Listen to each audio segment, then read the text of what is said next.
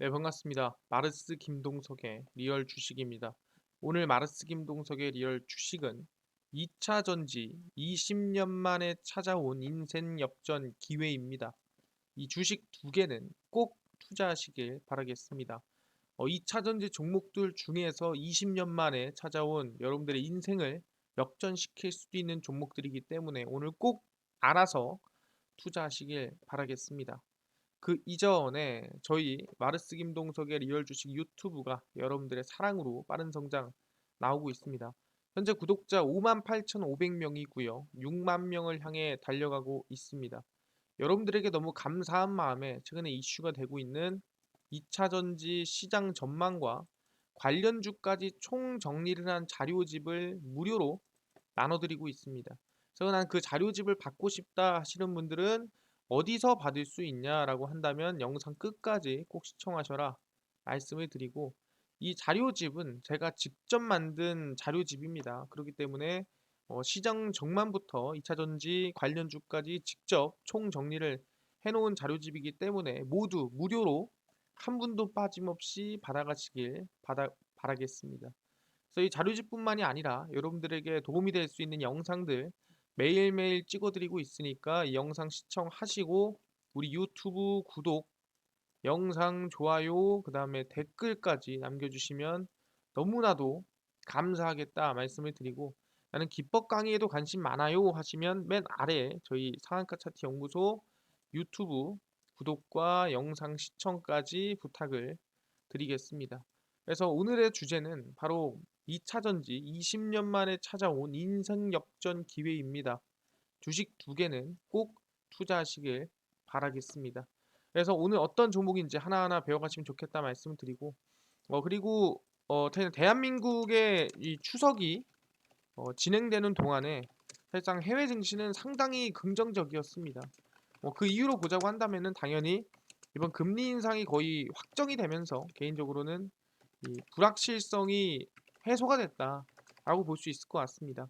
대부분이 걱정했던 게 파월 의장의 연설이었는데, 그 연설에서도 높은 금리를 유지하겠다라고 얘기했지만 그 영향이 증시에 크게 미치지는 않았다라 볼 수 있을 것 같고요. 그래서 오히려 긍정적인 흐름 안에서 우리는 인생 역전 기회를 찾아야 된다라고 말씀을 드린다라는 거죠. 그렇기 때문에 2차 전지 20년 만에 찾아온 인생 역전 기회입니다. 지금 이 주식 두 개는 꼭 투자하시기 바랍니다. 어떤 종목인지 지금부터 하나하나 말씀을 드리겠습니다. 이번에 아시겠지만 이 미국에서 계속 중국을 압박하는 이 정책들을 진행하고 있는 상태입니다. 당연히 인플레이션 감축법 같은 경우에도 당연히 중국을 압박을 하기 위한 방법 중 하나였다 볼 수 있을 것 같은데, 거기다가 더불어서 지금 압박을 더 가하고 있는 상태입니다. 한국산 전기차 보조금 제외하더니 중국 투자하면 지원금을 회수하겠다라고 하면서 어떻게 보면은 더욱더 압박을 강하게 진행하고 있는 상태입니다. 오는 11월 중간 선거를 앞두고 연일 중국 때리기에 나선 조 바이든 미국 대통령이 반도체 등 핵심 산업에서 미국의 세금 지원을 받는 기업들이 중국에 투자하지 말라고 경고했습니다. 그러니까 원래는 중국에 이제 뭐 원료를 받거나 또는 중국에서 생산을 하거나 그러면 안 된다라고 했지만, 이제는 중국에 새로 투자하는 것조차도 이제는 막는다는 소리입니다. 미국의 경제안보 드라이브에 대규모 미국 투자를 진행 중인 삼성전자, 현대자동차 등 국내 대기업들에도 불똥이 튈 수 있지 않을까라는 생각이 드는 상태고요.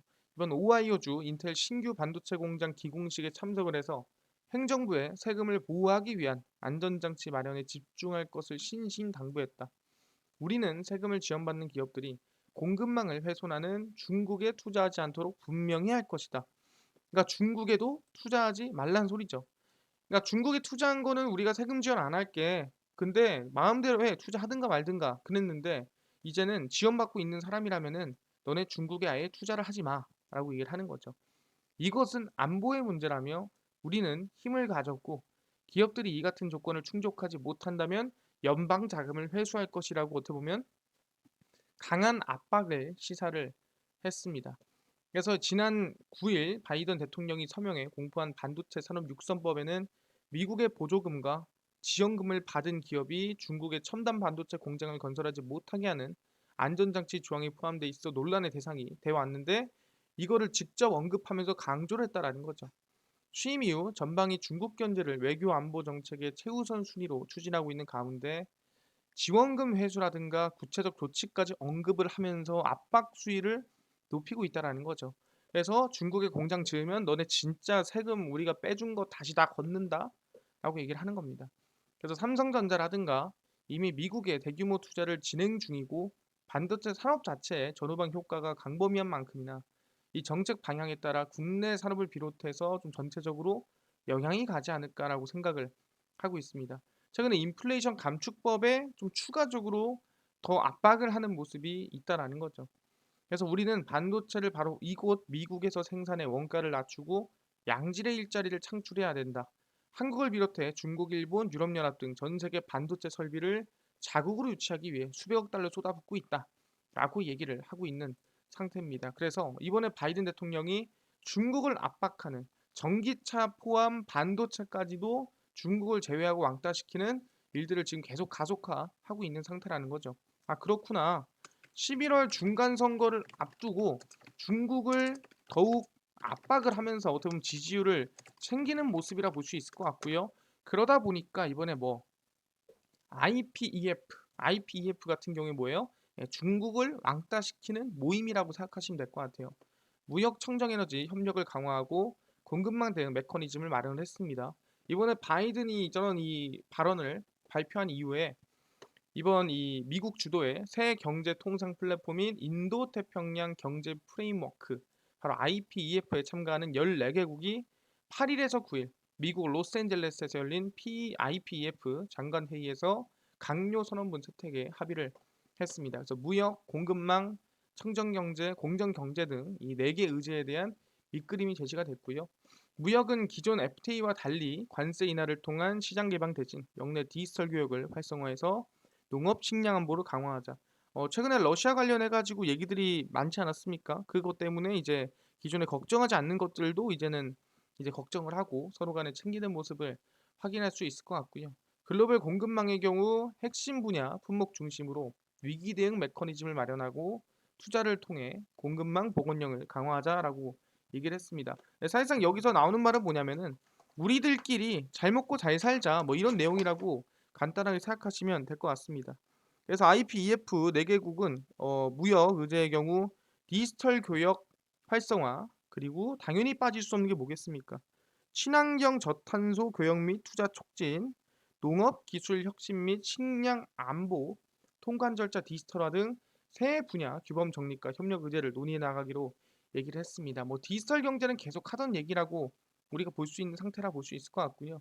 특히 K 콘텐츠, 핀테크 등 국내 기업의 이 동남아 국가 연합 디지털 시장 진출이 확대될 것이라는 관측이 나와주고 있는 상태입니다. 그리고 무역 원활화를 위한 통관 절차 간소화, 투명성 개선, 관세 행정의 디지털화 등을 통해 수출입 기업들의 직면한 통관회로도 해소하기로 했습니다. 그래서 이거는 사실상 뭐 중장기적으로 긍정적인 얘기죠. 근데 뭐 당장에서 엄청나게 수혜를 입거나 그럴 만한 거는 없다라고 볼 수 있을 것 같고요. 그래서 공급망을 해결하는 것도 좋지만 결국에 제일 중요한 거는 친환경이죠. 그래서 청정 에너지 생산, 교역 확대, 온실가스 저배출 상품 지원입니다. 청정 경제 의제는 청정 에너지 전환이 시장 투자 등 상업적 기회를 창출하는 것을 부각하는 데 초점이 되어 있습니다. 그래서 에너지 안보와 에너지 전환 간 균형 잡힌 접근 속에서 청정 에너지 기술 보급, 청정 에너지 생산 교육 확대, 에너지 효율 절약 증진 협력을 합니다. 당연히 여기 안에는 전기차, 2차 전지, 온실가스를 줄이기 위한 기술력들이 포함될 거고 그리고 온실가스를 포집하고 활용하고 운송 저장하는 탄소 포집 활용 운송 저장 기술 CCUS라 부르죠. 얘기가 나와주고 있는 상태입니다. 그래서 뭐 디지털세까지 논의하고 있지만 결국에는 중국을 왕따시키고 IPEF 이 14개국에서 우리 서로 협력하고 친환경 파이팅하고 잘 한번 만들어 보자. 뭐 이런 모임이라고 생각하시면 될 것 같습니다. 근데 이걸 이번 8일에서 9일에 열어서 서로 간의 협력을 다졌다 생각하시면 될 것 같아요. 아, 그렇네요. 이것만 본다 하더라도 바로 IPEF를 본다 하더라도 중국을 압박하는 모습들이 더욱더 나아지고 있는 모습이라고 확인할 수가 있는 상태입니다.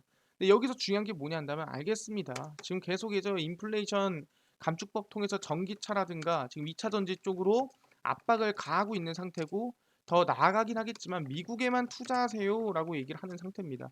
근데 최근에 이 전기차 쪽으로 규제가 들어가더라도 열심히 기업들이 투자하고 있다는 거죠. 알겠습니다. 중국 배제하고 중국 왕따 시키고 그러더라도 열심히 한번 전기차 만들어 보겠습니다 하는 방향성이 현재 만들어지고 있다는 거죠. 바이든의 압박 플러스 IPEF를 이겨내고 전기차를 생산하고 지금 활성화시키자라는 분위기가 만들어지는데, 그러다 보니까 이번 가을에 어떻게 보면 신차가 좀 수두룩하게 나온다라 보시면 될 것 같습니다. 그래서 보시면 가을에 쏟아지는 전기차 아이오닉 6 경쟁 모델 살펴보자라는 건데, 국내에서는 아이오닉 6가 있었죠. 근데 아이오닉 6를 넘어서는 또는 아이오닉 6와 경쟁이 되는 차량들이 나와주고 있다는 거죠. 올 상반기 국내 누적 전기 자동차 등록 대수가 29만 대를 넘어서면서 올 가을 출시될 새 전기차에도 관심이 집중되고 있습니다. 당연히 아이오닉 6에도 관심이 가고 있겠지만 다른 업체들도 관심이 크다라는 거죠. 일단은 현대차는 아이오닉 5로 국내 전기차 시장 선두를 달리고 있는 가운데 아이오닉 6까지도 선보이면서 사실상 거의 독점을 하겠다라는 모습이 나타나고 있는 상태입니다. 77kWh 이 배터리가 장착된 론레인지 트림 기준으로 524km를 주행할 수 있고요. 524km 같은 경우에는 테슬라와 비교해도 3km밖에 차이가 안 나는, 근데 테슬라보다 몇 천만 원 싼 그런 정말 효율적인 차량이라고 볼 수 있을 것 같습니다. 그리고 기아도 EV6의 고성능 모델인 EV6 GT 모델을 이번에 내놓을 예정이라고 볼 수 있는 상태고요. 정말 빠른 이 EV6라고 생각하시면 될 것 같습니다. 그뿐만 아니라 폭스바겐은 9월 중준형 SUV 전기차인 ID4를 국내에 출시합니다. 그래서 올 1분기 폭스바겐 전기차 판매량 53,400대 중 절반 이상인 33,000대를 차지할 만큼이나 인기가 많은 차종이라고 볼 수 있을 것 같고요. 그래서 미국 기준 가격 5천만 원대인 것을 고려하면은 국내에서도 상당히 보조금을 좀 안정적으로 받을 수 있지 않을까라고 생각을 합니다. 그리고 아우디 같은 경우에도 6천만 원대 전기차를 내놓습니다. 그리고 SUV Q4 e-트론과 쿠페형 SUV Q4 스포트백 e-트론은 9월 중 출시 예정이고, 주행 거리는 368km, 357km. 이거는 사실상 효율성으로 따기보다는 그냥 아우디기 때문에 탄다라고 생각하시면 될 것 같고요. BMW는 i7 이 7 시리즈의 완전 변경 모델을 기반으로 했고요. 정지 상태에서 제로백 4.7 초가 나오게 되고 최고 출력은 544마력으로 나오게 됩니다. 그러니까 어떻게 보면은 고급 전기차라고 생각하시면 될 것 같습니다. 벤츠 EQE도 연내 출시가 되고요. E클래스 전기차 버전으로 최고 출력 215km, 와트, 최고 토크 530 마력을 좀 보여주지 않을까 생각을 합니다. 그리고 보시면은 이게 이제 i7이라고 생각하시면 될 것 같습니다. 그러니까 누가 봐도 이게 원래 이제 이 7 시리즈 대형의 전기차 모드로 나온 모습이라 볼 수 있을 것 같고요. 상당히 이쁜 모습입니다. 그래서 아마 비싼 가격으로 나올 가능성이 큰데 가을에 나오는 차량들이 대부분 전기차다라고 하는 게 핵심이라고 볼 수 있을 것 같습니다. 아, 그렇네요. 이거를 정말 이렇게 압박이 가해지는 와중에도 전기차 출시에 모두 집중 중이다. 근데 웃긴 게 뭐냐면은 오케이 알겠습니다. 전기차도 있겠지만 요새는 태양광 전기차도 나온다라는 거예요. 보시면은 불붙는 태양광 전기차 시장 2025년 4천만 원대 나온다라고 이게 나와주고 있습니다. 이게 뭔 소리냐? 배터리 전기차에 비해 잠잠하던 글로벌 태양광 전기차 시장에 불이 붙었고요. 번거로운 전기차 충전에 대한 우려를 시사낼 대안으로 태양광 전기차가 각광을 받고 있다라고 얘기가 나와주고 있습니다. 태양광 전기차 업체 라이티어는 약 1,160억 원의 투자금을 유치를 해서 네덜란드 정부 투자 기관인 인베스트 NL과 네덜란드 주정부가 구성한 컨소시엄으로 투자를 진행 중이라 보시면 될 것 같습니다. 그래서 1회 충전으로 약 560km를 주행이 가능하다라 볼 수 있을 것 같고요. 560km면은 아까 얘기했던 거의 뭐 아이오닉 6에 거의 준하는 수준이라 보시면 될 것 같습니다. 왜냐 아이오닉 6가 524km고 지금 얘네가 560km라니까 거의 그 수준이죠. 그래서 태양광 충전을 통해 달릴 수 있는 하루 평균 주행 거리는 약 70km고 연평균 1만 1000km의 주행 거리를 태양광 충전으로 확보할 수가 있다라는 거죠. 그러니까 충전도 하겠지만 태양광으로서 어떻게 보면은 값싸게 이제 전기를 아껴서 내가 탈 수가 있다라는 거죠. 돈을 내지 않고. 그래서 같은 차급의 전기차보다 무게가 가벼워 주행 거리를 확보하기가 쉽고, 전기차는 일반적으로 배터리 때문에 무게가 2톤 정도로 무겁지만 라이트이어는 배터리 의존도가 낮아 오히려 이제 태양광으로 달리는 수준도 있기 때문에 좀 더 가볍고 좀 빠르게 갈 수가 있다라는 거죠. 근데 사실상 가볍기 때문에 더 560km 더 갈 수 있는 것도 있습니다. 왜냐면은 그만큼 에너지를 덜 쓰니까요. 무거우면 무거울수록 에너지를 더 많이 쓰게 되니까. 그래서 미국 태양광 전기차 스타트업 앱테라도 지난 이 주행거리 1600km인 3륜 태양광 전기차의 감마 버전을 공개를 했습니다. 그래서 지금 보시면은 태양광 차량도 나와주고 있는 상태라는 거예요. 근데 여기서 얘기하자는 게 뭐냐면은, 오케이 알겠습니다. 태양광 전기차도 지금 뭐 1600km를 달리는 차량, 뭐 560km를 달리는 차량 나오는 거 알겠습니다. 근데 굳이 뭐 태양광 차든 전기차든 전기로 가는 차량들이 나오는 이유가 있나요? 여기에 집중하는 이유가 있나요? 사실상 전기차로 넘어가는 이유는 우리가 온실가스라든가 친환경으로 가는 이유도 있겠지만 결론적으로 넘어가는 이유는 이거라 볼 수 있을 것 같아요. 전기차 다음은 배터리칩 자율주행 기술이다. 그러니까 왜 전기차로 넘어가냐? 결국에는 차량에서 하는 모든 반도체, 차량에서 하는 모든 첨단 기술들은 결국에는 그만큼 전기가 많이 필요하다라는 거예요. 그러니까 일반 우리가 디젤 차량으로 간다고 한다면은 거기 안에서 쓰이는 모든 이 첨단 기술에 관련된 전기가 부족하다라는 거예요. 그러다 보니까 우리가 자율주행이라든가 첨단 기술로 넘어가기 위해서는 결국엔 전기차로 넘어가는 게 정답이라는 거죠. 그럴 수밖에 없다라는 거예요.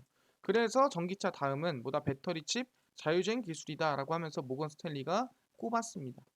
그래서 전기차 다음으로는 전기차 배터리와 반도체 칩, 자율주행 기술과 같이 전기차를 스마트하게 만들어줄 기술 분야가 큰 성장을 보일 것으로 예상되는 만큼 관련 분야 유망주에 투자해야 된다고 누가 모건 스탠리가 추천을 했습니다.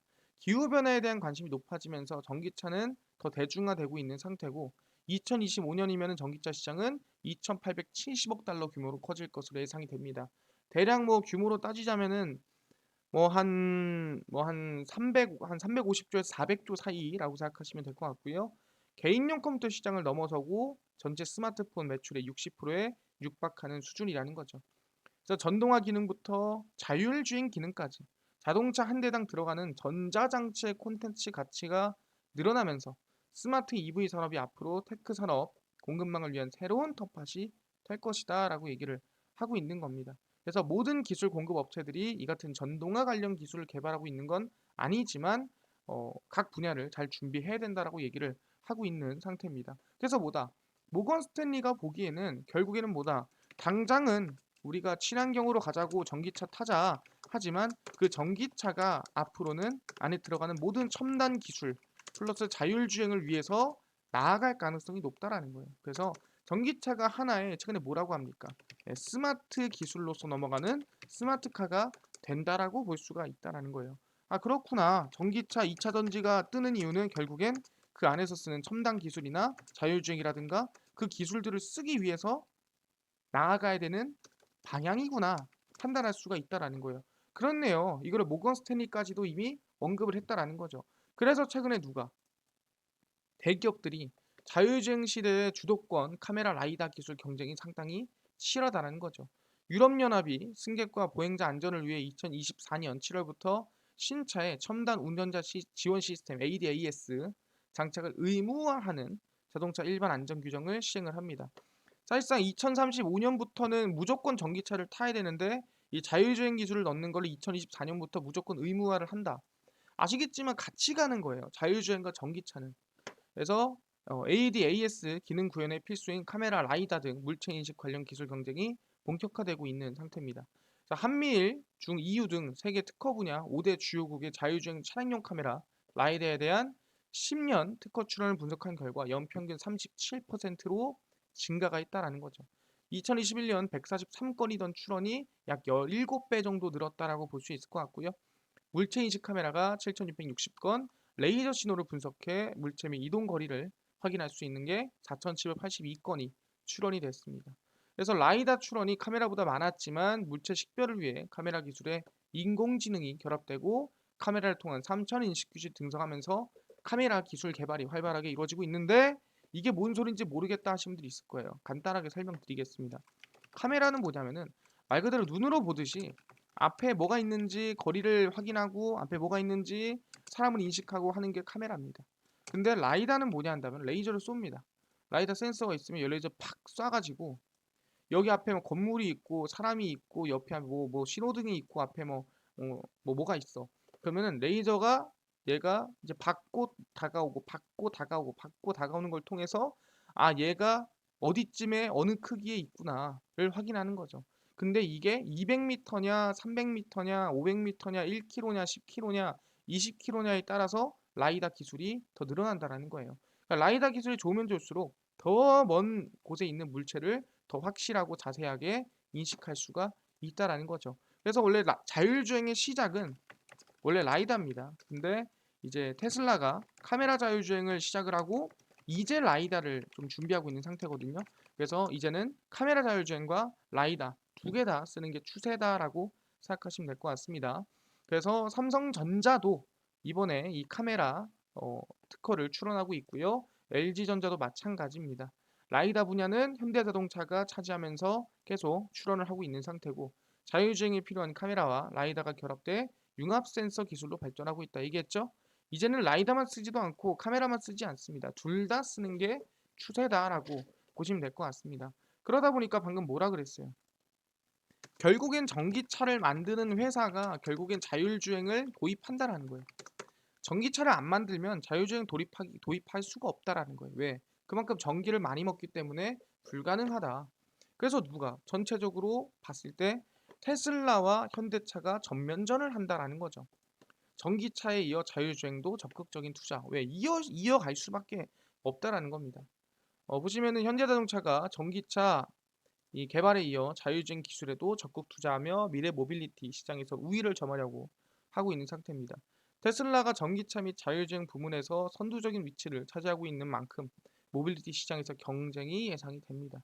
현대차와 현대모비스는 지난 7일 KT와 7,500억 규모의 자기 주식 교환을 통해 전략적 제휴를 맺었고요. KT와 자율주행 기술 구현을 위한 6G 통신 규격을 공동 개발할 예정입니다. 그래서 완성도 높은 자율주행을 위해 V2X 기술이 주목받고 있고요. V2X는 통신 기술이라 생각하시면 될 것 같습니다. 통신망을 통해 차량과 사물이 정보를 교환하는 기술이라고 볼 수 있을 것 같고요. V2X를 통해 주행 중인 다른 차량 및 주변 사물들과 위치 정보를 공유하며 보다 안정적인 주행을 할 수가 있다. 그러니까 신호등이랑도 서로 신호등 너 곧 바뀔 거니까 천천히 와. 그다음 내 차가 여기 있어요. 내 차가 여기 있고 남의 차가 여기 있으면은 야 나 옆에 넘어갈 거니까 너 뒤로 빼지 말고 야 뒤에 있는 차 너도 좀 천천히 와. 나 들어갈 거야. 하면서 서로 이제 통신을 이렇게 하는 거죠. 이게 V2X입니다. 현대차는 지난달에 자율주행 소프트웨어 개발 업체 42닷을 인수하기도 했고 테슬라와 유사한 카메라 기반의 자율주행 기술을 보유하고 있는 기업 중 하나입니다. 그래서 라이다 기반 자율주행 기술을 만들어 왔지만 카메라와 자율주행을 합친 기술이 만들어지고 있다라고 제가 분명 얘기를 했죠. 그래서 자율주행 진영은 크게 카메라 방식과 라이다 방식으로 나뉘지만 이제는 합쳐져서 쓰고 있는 추세다 말씀드립니다. 그래서 자율주행과 관련해 아직까지는 카메라 방식과 라이다 방식 어느 게 유리한지 결론 나지 않았기 때문에 아마 정확히는 뭐 보면서 가지 않을까 얘기를 하고 있습니다. 실제 자율주행 분야에서 앞서 나가고 있는 테슬라 역시나 스스로 이 완전 자율주행을 구현하고는 아직 못하고 있는 상태입니다. 그래서 자율주행 중인 테슬라 차량이 정차해 있는 다른 차량과 충돌한 사건이 발생을 했었는데 이 경찰은 자율주행인 이 테슬라 차량이 젖은 노면에서 제동거리가 길어지면서 사고가 발생했다라고 하지만 사실 완전 자율주행이 뭐 여러 가지 뭐 비가 오고 뭐 날씨라든가 이런 것까지 인식할 수는 없다라는 거죠. 그러니까 안전한 도로라고 생각을 했을 때 이제 제동을 하고 하다 보니까 어떻게 보면은 이걸 완전 자율주행이라고 우리가 할 수 있을까? 할 수가 없다라는 거죠. 그래서 다방면으로 투자하고 있는 현대차가 카메라 방식의 단점을 보완해 향후 모빌리티 시장에서 이 테슬라와 좀 경합을 벌이지 않을까 기대하고 있고요. 이미 미국에서 시증 사업을 진행하고 있는 상태고 사실상 이번에 연말 G90의 레벨 3 수준 자율주행이 핵심적이라고 볼 수 있을 것 같아요. 그래서 쭉 이어서 간다고 한다면 일단은 지금 얘기하는 게 뭡니까? 그래서 현대차 전기차 만드는 회사, 테슬라 전기차 만드는 회사가 결국에는 뭐다? 자율주행에서 다시 또 승부를 본다. 라고 얘기할 수 있는 거고, 그래서 마지막에 나온 게 뭐냐, 현대차의 G90 레벨 3가 언제 나온다? 자율주행 레벨 3가 연말에 나오더라. 그래서 가지고 왔습니다. 제네시스 4분기에 레벨 3 자율주행 G90을 출시를 합니다. 현대차의 고급 브랜드인 제네시스는 올해 말 출시 예정인 대형 세단 G90 연식 변경 모델에 고속도로 자율주행을 탑재한다. 레벨 3를 탑재합니다. HDP 기능이 적용된 차량이 출시되는 것은 국내에서 최초고요. 현재 같은 레벨 3 자율주행 기술은 독일 메르세데스 벤츠와 같은 일본 혼다 일부 모델에서만 탑재가 됐습니다. 레벨 3는 어떻게 보면은 정말 완전 자율주행의 직전이라고 보시면 됩니다. 조건부 자동화 단계로 고속도로와 자동차 전용 도로에서 운전자가 운전대를 잡지 않고 60km까지 자율적으로 주행할 수 있는 기능을 갖췄습니다. 60km라는 건 뭡니까? 사실상 우리가 일반 도로, 고속도로가 아닌 일반 도로의 제한 속도가 60km이기 때문에 어디서든 어떻게 보면 자율주행이 가능한 거죠. 그렇기 때문에 완전 자율주행의 거의 직전 단계라고 볼 수가 있습니다. 그래서 HDP는 주행할 때 교통신호와 도로 흐름을 스스로 인식해 운전대에서 손을 떼도 차간거리나 차로를 자동으로 유지를 해줍니다. 근데 이 중에서 보다 비상시에만 사람이 잡는다라고 생각하시면 될 것 같습니다. 그래서 내년 4월에 출시 예정인 두 번째 전용 전기차 EV9에도 HDP를 탑재할 계획이라 보시면 될 것 같고요. 앞으로 자율주행 레벨 3뿐만 아니라 4, 5 이제 완전 자율주행까지 나아갈 것이라고 볼 수 있을 것 같아요. 알겠습니다. 이젠 테슬라뿐만 아니라 이제는 현대차도 연말에 자율주행 레벨 3를 출시를 하고 내년에 기아도 자율주행 레벨 3를 이제 기술력을 넣기 시작한다라고 볼 수 있을 것 같아요. 그렇다면 머스크는 가만히 있습니까? 가만히 있지 않죠. 테슬라 완전 자율주행차 연말까지 출시하는 걸 목표로 하고 있는 상태입니다. 어떻게 보면 현대차랑 목표가 비슷하죠. 미국 전기차 업체 테슬라 CEO 일론 머스크가 연말까지 인간 운전자가 아예 탑승할 필요 없는 완전 자율주행이 가능한 차량을 출시하겠다 밝혔습니다. 방금 전에 현대는 레벨 3죠. 이건 뭐다? 사람이 무조건 있어야 됩니다. 그 레벨 3예요. 레벨 5는 뭐다? 사람이 없어도 알아서 자율주행. 이게 레벨 5거든요. 근데 지금 테슬라는 야 너네들 레벨 3지 나는 레벨 5야. 내가 보여줄게. 이거를 지금 이제 어, 테슬라가 한번 격의 차이, 급의 차이를 보여준다라는 거죠. 그래서 미국 폭스 비즈니스 방송에 따르면 머스크는 노르웨이에서 열린 에너지 관련 회의에 참석을 해서 올해 연말까지 완전 자율주행 가능한 차량을 출시하는 것이 목표다라고 얘기를 했고 사람이 필요 없다라고 얘기를 한 상태입니다. 그래서 테슬라도 완전 자율주행을 결국 발표를 하는구나. 알겠습니다. 아니 근데요 이게 20년 만의 기회인가요? 20년 만의 기회는 이게 아니죠. 예, 이게 아니고 뭐가 20년 만의 기회냐라고 한다면 바로 포르쉐다. 포르쉐 IPO 추진하는 폭스바겐 그룹 전기차 전환 가속화할 것이라고 언급을 했죠. 뭔 소리냐? IPO를 하는 이유는 전기차를 가속화하기 위해서 IPO를 하는 거다라고 얘기를 하는 겁니다. 보시면 폭스바겐 그룹이 스포츠카 브랜드 포르쉐의 IPO를 추진하는 가운데 IPO가 성공적으로 마무리된다면 폭스바겐의 전기차 이 전환 속도가 빠르게 진행될 것이다 얘기를 하고요. 상장은 약 100억 정도로 예상이 됩니다. 근데 중요한 게 이 100억이 된다면 얼마나 대단한 거냐. 이번에 IPO가 성공적으로 진행이 된다면 유럽 시장 최대 규모의 상장이라는 거죠. 그래서 전망치 상단에서 기업 가치가 형성될 경우 독일 역대 최대 IPO이자 1999년 약 20년 만에 유럽 최대 IPO가 될 수가 있다라는 겁니다. 그거 바로 SUV 이번에 포르쉐다라고 볼 수 있는 상태고요. 오케이 알겠습니다. 그래서 포르쉐가 이번에 전기차 전환사 가속화를 할 것이다라고 얘기를 했습니다. 오케이 20년 만에 기회가 포르쉐 상장인데 중요한 게 전기차 가속화를 위한 것이다. 근데 이게 꼭 자율주행을 위한 거다라고 얘기할 수는 없지 않나요? 라고 얘기할 수도 있어요. 이게 꼭 전기차 자율주행을 위한 건가요? 할 수 있지만 이미 포르쉐는 아시겠지만 삼성전자, 인텔, 포르쉐와 함께 이스라엘 자율주행 센서에 이미 과거부터 투자를 해왔습니다. 보시면 삼성전자가 벤처 투자 전문 조직을 통해 이스라엘 자율주행 센서 전문 기업에 투자를 하고 있고요. 영국 투자회사 M&G와 미국 버레나 캐피털이 투자를 주도하고 삼성전자 벤처 투자 전문 조직인 삼성 벤처스와 인텔 그리고 포르쉐 글로벌 기업이 이번에 이스라엘 자율주행 기업에 투자를 한다라는 겁니다. 트라이 아이는 이번에 확보한 투자금 재원으로 자율주행차와 첨단 운전자 시스템 ADAS에 사용되는 센서 솔루션을 개발을 한다라고 얘기를 하는 거죠. 뭐다? 포르쉐도 이미 자율주행 센서 기업에 투자를 하고 있는 상태예요. 과거에서부터. 그리고 중요한 게 뭐다? 이미 자기네 워크숍에서 자율주행 테스트도 실시를 했었습니다. 2019년이죠. 지금은 얼마나 더 발전을 했겠습니까? 보시면 포르쉐 에이지가 태블릿을 사용해 자사 워크숍의 리프팅 플랫폼에서 접근하는 자율주행 테스트를 실시를 합니다. 이번 자율주행 테스트는 스타트업 아우토반의 혁신적인 플랫폼과 협력하는 프로젝트 일환이고 쭉 보시면 코페르니쿠스 오토모티브 스타트업과 협력을 해서 자율주행 시범장을 설치를 하고 자율주행 테스트를 진행을 했습니다. 그러니까 포르쉐도 보다 이미 자율주행 테스트, 자율주행 개발을 과거에서부터 해온 겁니다. 그렇기 때문에 아마 이번 포르쉐 이 IPO로 인한 이 전기차 전환 가속화는 결국에는 보다 자율주행으로 넘어가는 과정이다. 그래서 우리는 20년 만에 온 기회에 자율주행 관련된 포르쉐 관련주와 플러스 자율주행 관련주를 무조건 관심을 가지고 있어야 된다고 얘기를 하는 겁니다.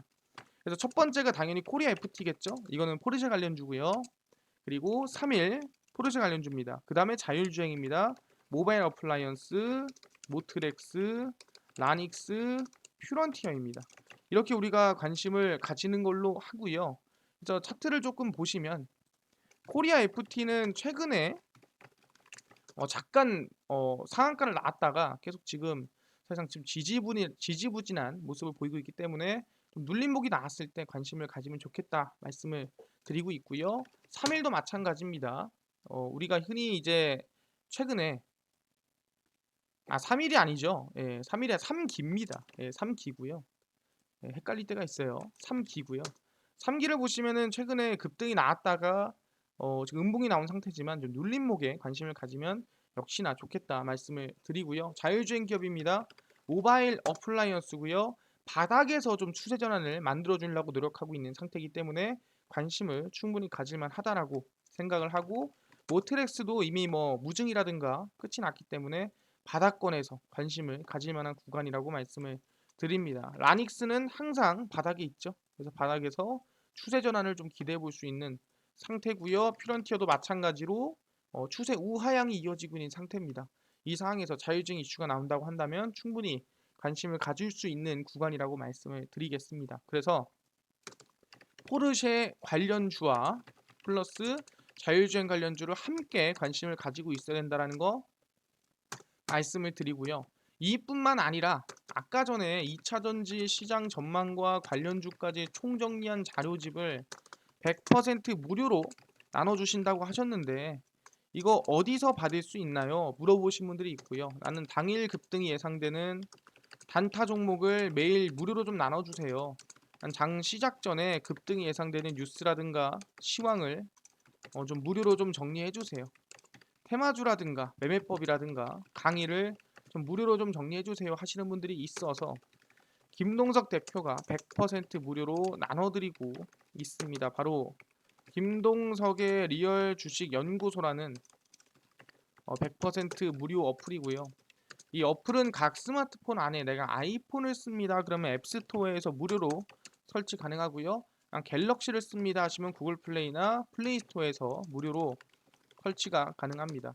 자, 앱스토어, 구글 플레이, 플레이 스토어에 접속을 하신 다음에 각 스마트폰 내에서 뭐라 검색을 하냐? 김동석의 리얼 주식 연구소라 검색을 하시고요. 그러면 김동석의 리얼 주식 연구소 어플이 뜨게 됩니다. 100% 무료로 설치 가능하니까요. 무조건 꼭꼭꼭 설치를 하셔라 말씀드리고 근데 설치를 할 때 사람들이 얘기하는 게 들어가면은 전화번호 이런 거 필요한 거 아니에요? 물어보시는 분들이 있습니다. 전화번호 절대 하나도 필요하지 않습니다.